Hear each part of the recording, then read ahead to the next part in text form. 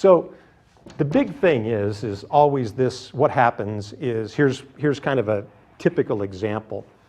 There's an elderly couple, and one of them falls down in the shower, goes down the steps, the stairs, whatever. It's the hip, it's the shoulder, it's the head, and so they end up in the hospital. They might be there for 2 weeks, usually max 2 weeks, because they're trying to get them into transition. We have Bend Transition, we have Pilot Butte, there's one in Redmond. We have really good transitional facilities. That's the one where Medicare pays the 100 days to be there. And so what happens is at that point, the family realizes that the elder is not going to be able to go home. They're going to have to go into some form of adult care, whether that be foster care, whether that be assisted living, skilled nursing, whatever that might be. So all of a sudden, there's a crisis.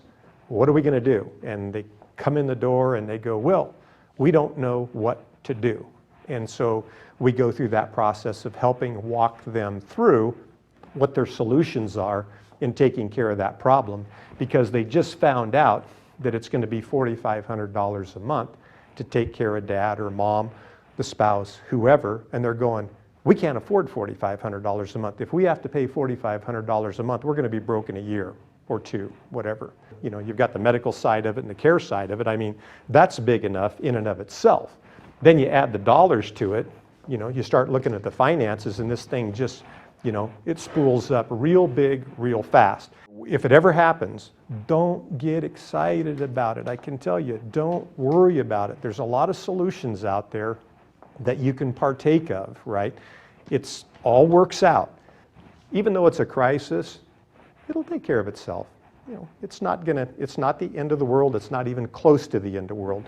Too many times you find out that there's a silver lining in it. The other type of situation is where, well, you know, we know that, you know, we don't really need a lot of care. Say, for instance, right now, if I can use your situation as an example, how many hours a week right now? 3 to 10 hours a week is, you know, that's pretty light care up front.